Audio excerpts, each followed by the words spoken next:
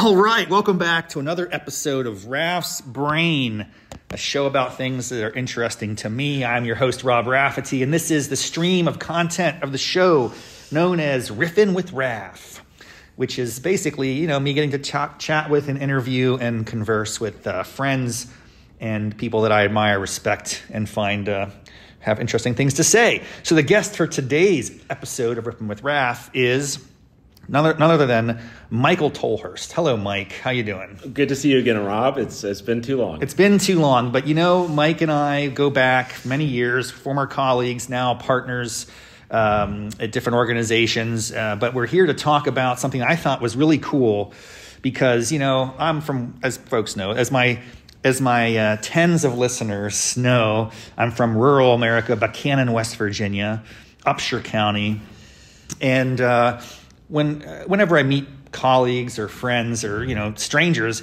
and they say, "Where are you from?" I go, "Oh, I'm from a small town. You probably never heard of it, And most of the time they haven't heard of it. But at some point we were talking, and this is probably several years ago, you popped your head, "You're from Buckhannon, right?" And I said, "Oh my gosh, you know about Buckhannon? I was just there." Or I don't know exactly the full context, Mike. We're going to have to kind of reconstruct this history. Yeah. But I want I think at least half of my audience are people who live in Buckhannon. So I'm, ladies and gentlemen, there's someone in the world that's not from Buckhannon that knows about Buckhannon, and believe this, he has nice things to say about it, which is kind of cool. So anyway, what's your relationship or familiar? How did you first learn about Buckhannon? All right. So I think the first thing is I live in the D.C. area. Yes. And sometimes you get in the D.C. pressure cooker bubble and you just need to get away. And West Virginia is there, and it is an amazing place, an amazing state with a lot of places to go. And when I first went to Buckhannon, I said, where can I go on the map that is far enough away from D.C. where I can unplug? Now, I have a quick question about this, because you could go a lot of different directions. Yeah. You could go to, Pennsylvania. You could go to Maryland, the Eastern Shore. You could go to Virginia Beach area. What was it that kind of, if you can remember, what was I'm actually very curious. What would you just there's a very heavy presence of West Virginia tourism ads in the D.C. area. I don't know if that was anything that lured you, or was there something or history like the John Brown Harper's Ferry thing kind of gets people started down the West Virginia path? Do you remember what it was that struck your curiosity about West Virginia? Well, so I think what maybe drew us to Buckhannon was my wife had spotted, I think, something for TALA, the Trans-Allegheny Lunatic Asylum. Oh my gosh! Right down the road. Yes, so, my friend, one of my avid listeners, and actually has been a guest in the podcast, a friend of mine who lives in Buckhannon. His son works there. Okay. This is amazing. Yeah. Oh my gosh. My wife is really into ghost stories and ghost tours and stuff. And so I think we were, because that's in Weston, yeah. Yes. So we were looking for a place to stay, and I think we landed on Buckhannon, and we were doing a lot of kind of B&Bs, and there's, and I unfortunately don't remember the name of the proprietor, but there's a great B&B in town that is, I think, the kind of the home of the person who was the second governor. Wow. Of West Virginia. You know more about your history than I do. I don't even know about this. I'm sure, I think I know what you're talking about, but the name doesn't ring a bell at the moment. But it's I think her first name was Charlotte. She was a great host. All right. The sort of the sausage kind of in the morning was really great and really tasty, and it was very hospitable, and so that was like a kind of a great base from which to kind of explore the region. Do you remember what time of year you went? I want to say this might have been spring. You made multiple visits or just one visit? I've made multiple visits. This guy's driving. You're driving our local economy. Well, so one thing you don't realize, Rob, is after I did the first trip to Buckhannon. So I'm from the Midwest. I'm from Illinois, in a relatively small university town where we've got Northern Illinois University, and so Buckhannon is it's in some ways it's got many more. It's more topographically diverse. You guys have mountains. Yeah. Illinois does not. But it's in some ways it's sort of echoed where I was from home and being a university town, I think, because you've got West Virginia Wesleyan right there, right? Yep. And so what you don't know, I think, Rob, was after I first went to Buckhannon, I called my mother, who's still in Illinois, and she's like, "Oh, Buckhannon. We almost lived there." Oh my gosh. That's right. It's coming back to me now. Yeah, so we could have been classmates, Rob. So this is maybe part of it. It's there's an alternate me who's growing up in Buckhannon. Dude, we would have been pals, man. We would have gone to Dungeons and Dragons club and everything. Yeah. Great. Maybe. I don't know if that's your jam. Well, so the thing is my father was a professor of philosophy. Okay. And in any given year, this would have been back in the 70s, in any given year, there's not a lot of jobs open for professors of philosophy. And when my dad was interviewing for jobs, he got 2 in-person interviews. One was in DeKalb, Illinois, with Northern Illinois University, where we ended up going. And the other was in Buckhannon for West Virginia Wesleyan. Wow. And I think Illinois got back to him first. But there is an alternate world in which I grew up in Buckhannon. As a professor's son, we would have been hanging out, I'm guarantee it. Well, I'm a little older than you, but we would have figured it out. We would have found a way. Yeah. There's definitely... Okay, that's a great background. So you checked it. Did you know... You didn't know that. This is what's fascinating, though, is you didn't... That wasn't like one of the motives for going to see them. No. But that was after the fact. But it was like clearly this was fated. Yes. That I needed to like gravitate back to this town in West Virginia. Amazing. So tell me about this. So you have the bed and breakfast sausage, which was amazing and very hospitable. What else do you remember that struck you that made you want to come back? Well, there was the coffee shops that were there. Yep. There's the small movie theater. I thought that was really good. Yeah. Lascaux is the name of that. It's awesome. I love that place. And then there's like a lot of like kind of cool day trips in West Virginia, which I think is something that like folks, don't always like recognize, that there's like a lot of cool places you can go. Yes. Right. So that's what brought me the first time. The second time that I went, I think I was there for probably a whole week. Whoa. Someone spent a week of their life voluntarily with excitement and enthusiasm in Buckhannon, West Virginia. Folks, we gotta we need to be like having conversation with you. The Chamber of Commerce needs to bring you in. You are like probably our top supporter right now. So what had happened was there was a great Airbnb, and it was a situation where I was working a lot, and this would have been in the middle of winter, so it was about February. Okay. Which February is kind of an odd time to visit West Virginia, just because it's a little rainy and there's cold. There's no festivals. It's not like it's snowy or rainy. It's kind of be desolate. I don't know. Because I think the strawberry blonde thing you guys do is that in spring? Or yes, is that, okay. It's on May typically or start of summer. That's kind of like on our list. We haven't done the strawberry. Oh my God, blonde Strawberry thing. Festival! It's going to be amazing. Actually, you're going to be my guest one year. We're going to roll out the red carpet.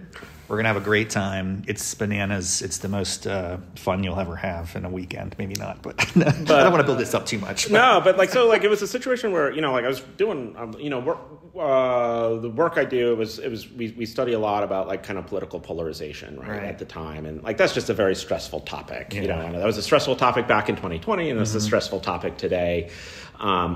But I kind of needed some time to kind of like unplug. This is February 2020, isn't it? February 2020. So it's it's a very tense time. Yes. Very tense time. So February 2020, I decided I just need to take a week off.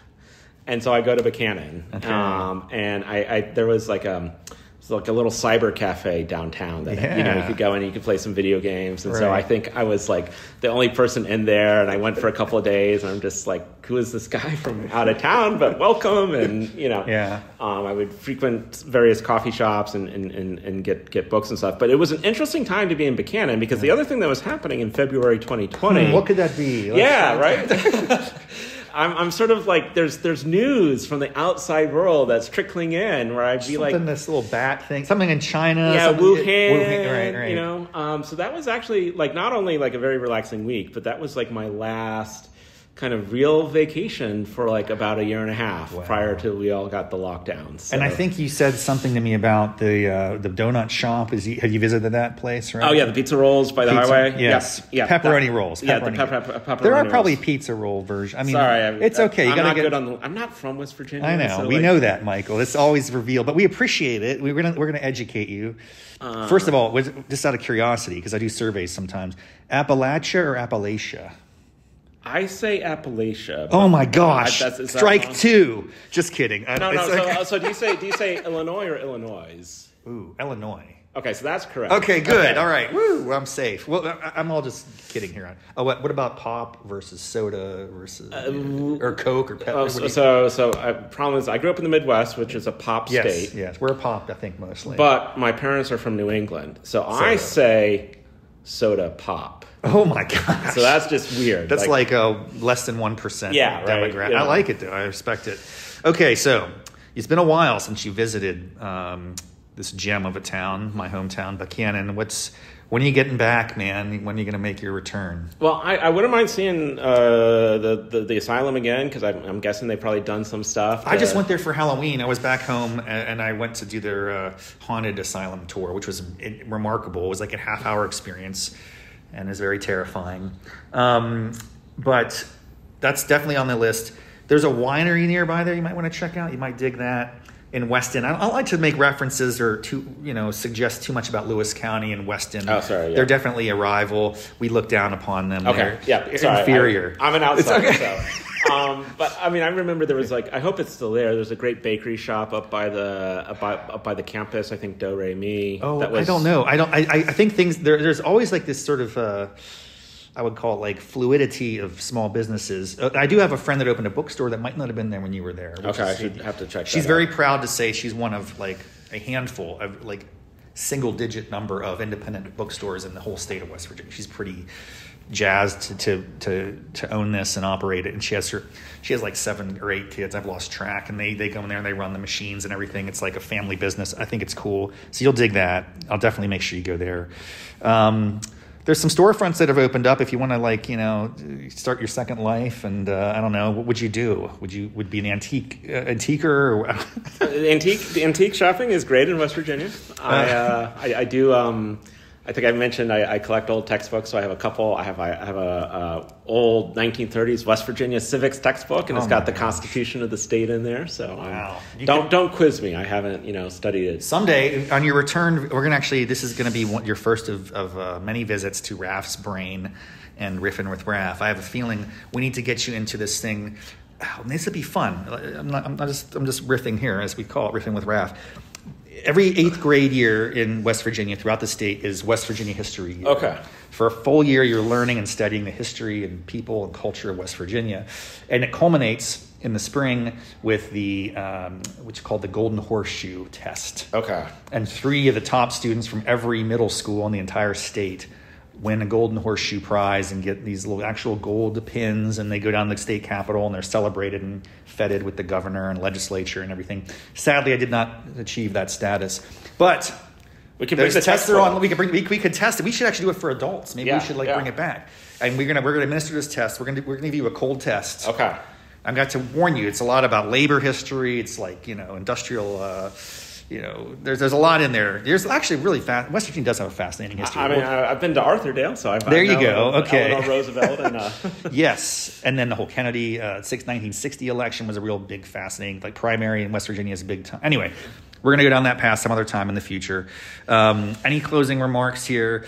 What's your favorite thing about Buckhannon that you would We'll sum it up with that. What's your favorite thing, if you have one? What's the favorite thing? I mean, this is more of a West Virginia thing. Okay, let's go with it broadly. I eat so much Tudor's biscuit roll when I'm at Tudor's biscuits, yes. Whenever I'm traveling through. Good man. I've got the mug, so. Awesome. Well, listen, man, this has been a pleasure. Thank you so much for taking time to chat with me on Raff's Brain. Folks, we have just made history here. There's an outsider. He's going to be a return guest. I really do anticipate that. We're going to have a lot of fun in the future. Thanks for your time, Mike. We appreciate it. And we'll see you next time. Have a good one. Bye-bye. That was perfect.